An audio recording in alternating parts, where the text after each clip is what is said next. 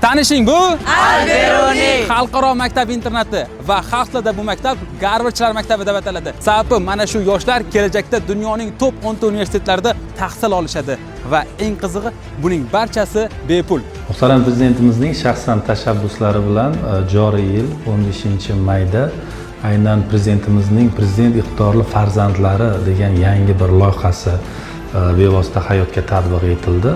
Bu loyihaning bitta asosiy komponentlaridan biri, ya'ni bir yo'nalishlaridan biri bu Alberoni nomidagi xalqaro maktab internat. Alberoni maktabni tashkil etishdan asosiy maqsad dunyoning top 10 talik, top 50 talikdagi eng nufuzli universitetlarda ta'lim olish maqsadida mazkur maktab yaratildi. Markaziy Osiyoda yagona davlat muassasasi sifatida aynan IB dasturining DP programmasi asosida dars beradigan va ta'lim berayotgan yagona davlat ta'lim muassasasi hisoblanadi. Alberoni xalqaro maktab internatidagi ilk taassurotlaringiz qanaqa bo'lyapti? Darslar eng muhim va qiziqarli davom etmoqda va bu biz uchun eng qulay sharoit deb hisoblayman. Yaxshi, sizdachi? I really like the exclusive lifestyle in the boarding school. Okay, excellent. Sizdachi? Maktabda guruh bilan ishlash va bir-birini support qilishga ko'proq e'tibor qaratilgan. Menga shunisi yoqdi. Juda ajoyib. Darslarning ingliz tilidaligi menga juda ham yoqdi va o'qituvchilar ham zo'r. Ajoyib. The lessons are very engaging and interactive.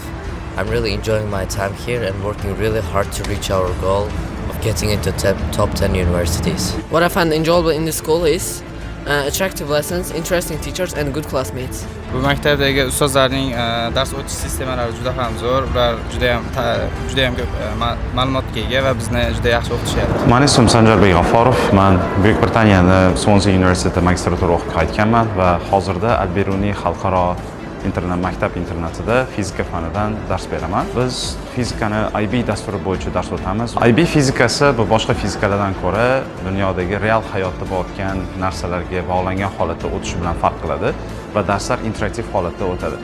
Va har bitta darsda teoriya emas, balki praktikalar va undan tashqari ko'rsatiladigan eksperimentlar orqali farq qiladi. IB fizikasini bitirgan o'quvchilar albatta kelajakda muhandis va o'z sohasidagi mutaxassislar bo'lib ketish imkoniyati oshib boradi. Mening ismim Abdullajonov Umidjon. Shu yilda AQShning Arizona universitetining bakalavr dasturini tamomlab, hozirda Alberoni nomidagi xalqaro maktab internatida matematika fani o'qituvchi sifatida faoliyat yuritib kelmoqdaman. Endi esa IB matematikasiga to'xtaladigan bo'lsam, IB matematikasi sizni birinchi o'rinda universitet darajasidagi tadqiqot va tahliliy fikrlashga tayyorlaydi. Ikkinchidan esa amaliyot va nazariy o'rtasida real muvozanat yaratadi va bundan tashqari IB matematika statistika, modellashtirish va ma'lumotlar tahlili orqali matematika fanini real hayot bilan bog'laydi. Bir so'z bilan aytadigan bo'lsak, har bitta javob ortidan nega degan savolga asosli javob berishni o'quvchilardan talab qiladi. Hozir men Alberoni xalqaro maktab internatida tahsil olyapman va bu maktabda o'qish menga juda ham yoqdi. Misol uchun hozirgi darslarimiz xuddi Amerika ta'limi bilan bir xil. Chet el universitetlarida o'qigan ustozlar hamda chet ellik ustozlardan dars olish, yana ingliz tilida dars olish bu juda ham qiziqarli. Misol uchun men bu maktabga kelgandan beri ingliz tili speechim yana ham yana ham yuqorilashdi. Bu esa kelajakda o'sha top 10 ta universitetlarga borganimizda boshqa kursdoshlarimiz bilan muloqot qilishga yana ham osonlashtiradi. Communicationni yaxshilaydi va bu yerda asosan research qilish, bir-birimiz bilan jamoada ishlash menga yoqqan tarafi shu bo'ldi eng ko'p. O'quvchilarimizga muhtaram prezidentimizni, hukumatimizni, umuman administratsiya rahbariyatini tashabbusi bilan 5 mahal ovqat, yotoq joy, yana turar joy va o'z navbatida kiyim-bosh, barcha o'quv qurollari, kiyimidan tortib ovqatlanishigacha, ya'ni ota-onasi bizni maktabimizga o'quvchi sifatida saralab olingan har qanday yoshni ota-onasi bir so'z bilan aytganda farzandini davlatni to'liq imtiyozli himoyasiga berdi degan. Ya'ni ular o'sha haftada 7 kun davomida 5 kun to'liq o'qish bo'ladigan bo'lsa, 2 kuni o'sha bo'sh kunlarini mazmunli o'tkazadigan turli xil o'yinlar, turli xil o'sha ko'ngilochar tadbirlar, madaniy tadbirlar bilan band bo'lishadi va bular aynan kelajakda ularni shu nufuzli universitetlarda ta'lim olishlari uchun, o'zbek madaniyati qadriyatini shakllanishi uchun turtki bo'ladi. Hello, my name is Mr. Leon Damien. I'm the academic director here at El Biruni International Boarding School. The school starts from grade 9, which is our foundation program. The purpose of grade 9 is to prepare students to go to grade 10, where the IB diploma will start.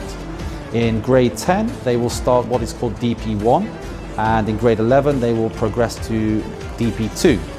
The diploma program is 2 years long, and at the end of the 2 years, students will get something called an IB diploma.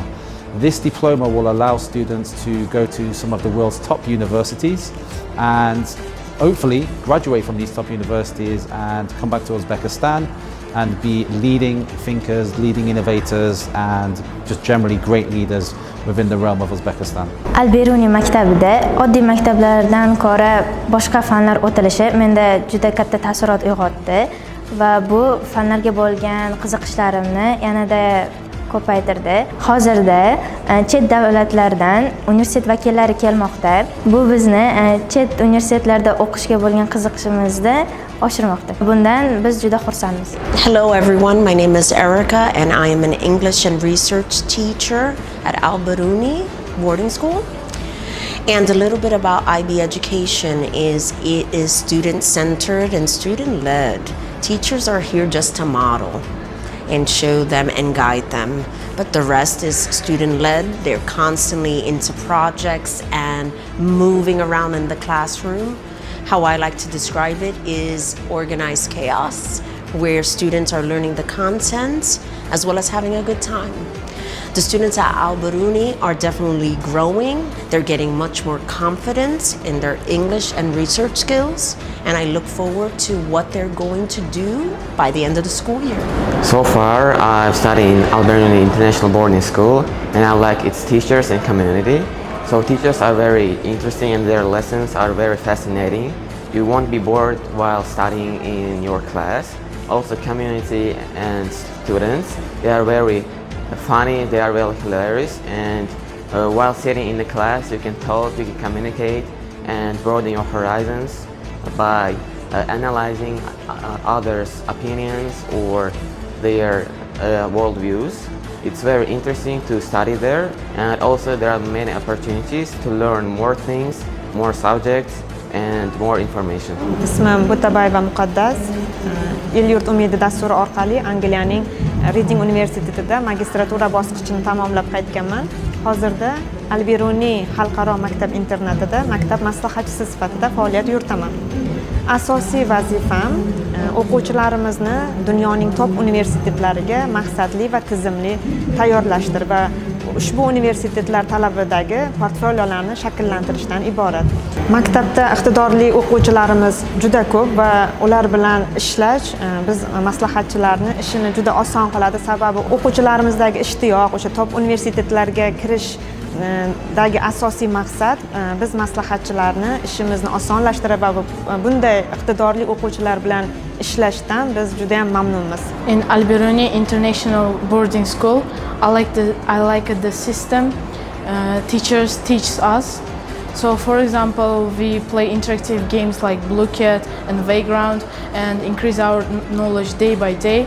And also the communication in our class and the support of the teachers helps us to gain more knowledge. Bizni maktabga ta'lim olmoqchi bo'lgan yoshlarimizni biz joriy yil tanlovlarida 2 bosqich tanlovlar asosida saralab oldik. Birinchi bosqichi butun respublika bo'ylab hududlarda o'tkazildi va biz 16532 nafar yoshlar orasidan aynan eng yuqori ball olgan 300 nafar nomzodlarimizni birinchi bosqichdan ikkinchi bosqichga tavsiya etildi. Bu jarayonlar aynan ikkita fan yo'nalishi bo'yicha, bu bevosita ingliz tili va matematika fanlaridan imtihon topshirishdi.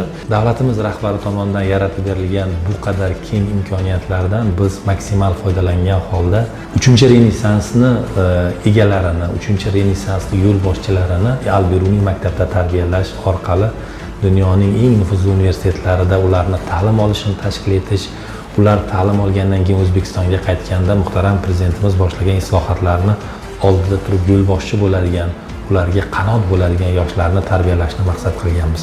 Va bu jarayonlarda aynan maktab jamoasi, professor o'qituvchilar jamoasi, ota-onalar jamoasi, har bir o'quvchilarimiz o'quvchilar jamoasi va maktab rahbariyati bitta oila sifatida birlashgan holda bir maqsad yo'lida birlashib mehnat qilyapmiz. O'ylaymizki, bu mehnatlarimiz albatta natija beradi. Welcome to Al Beruni!